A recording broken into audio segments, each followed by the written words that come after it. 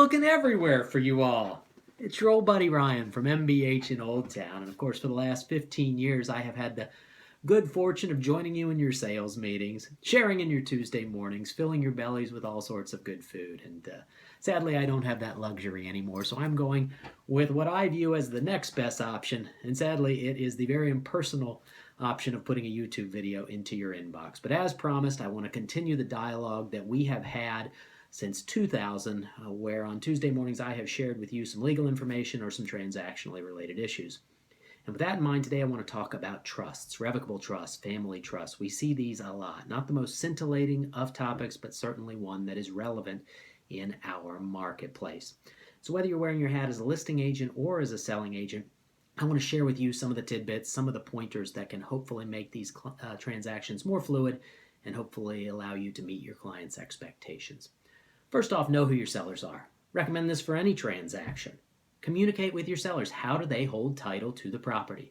If we've pulled a copy of the tax record, typically we're going to see a reference to TR after our seller's name.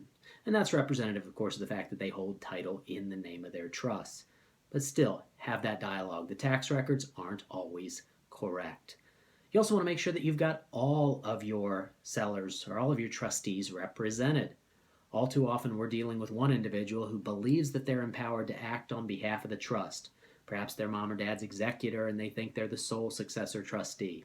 Lo and behold, we pull a copy of the trust and find out that multiple siblings were named as trustees, and there's no ability to act independently. We need all the trustees to be signing off on our documents, and you want them on your listing agreement, on your sales contract. Which brings us to the question that I get probably most often as it relates to trust is how to sign. What am I supposed to have on my sales contract when I'm identifying a trust?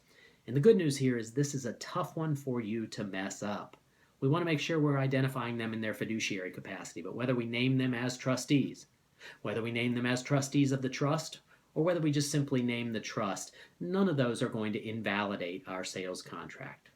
The important element here is we don't want to name them individually if they do hold title as trustees because they're signing in that fiduciary capacity.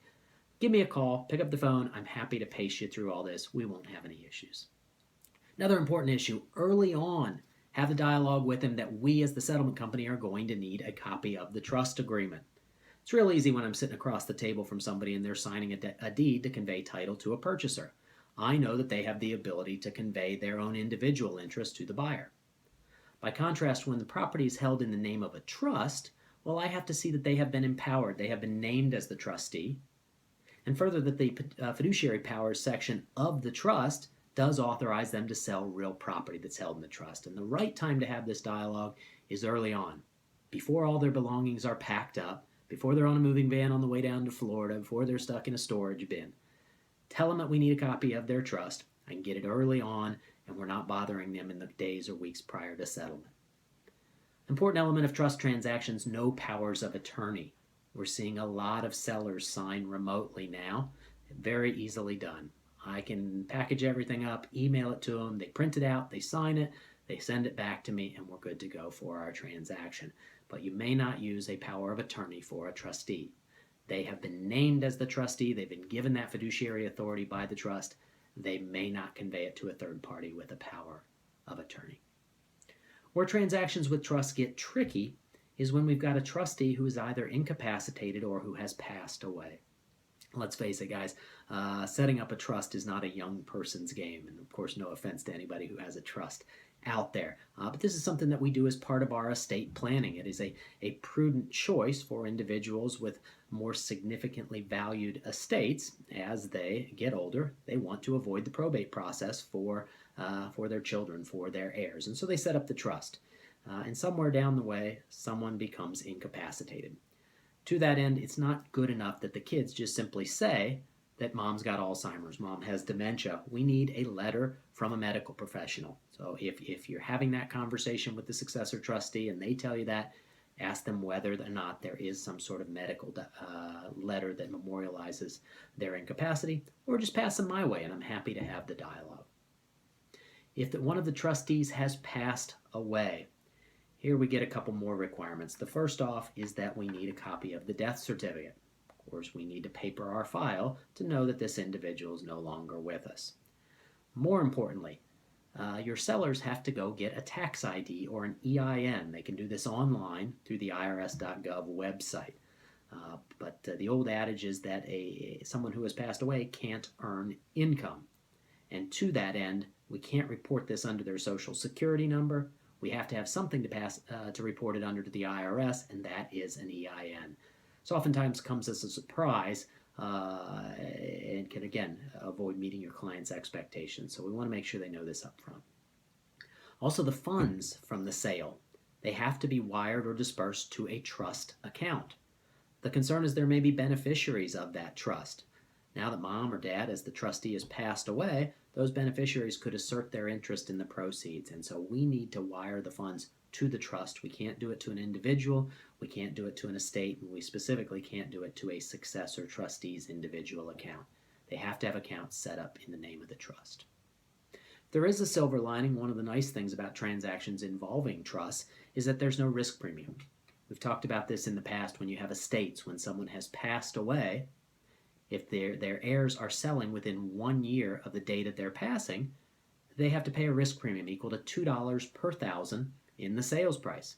That affords them immediate access to the proceeds, but also comes out of their pocket. $500,000 property, they have to pay $1,000 in transactional costs to get immediate access to those proceeds. The trust doesn't die.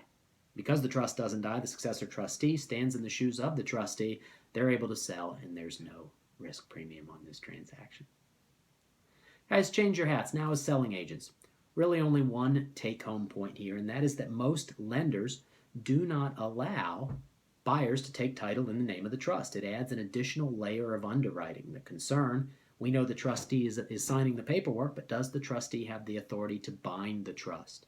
Does the trustee have the authority to sign a note, a deed of trust, pledging trust assets as collateral for the promise to repay? And to that end, the banks will often take the easy way out and just simply say you must acquire title individually. Easy fix.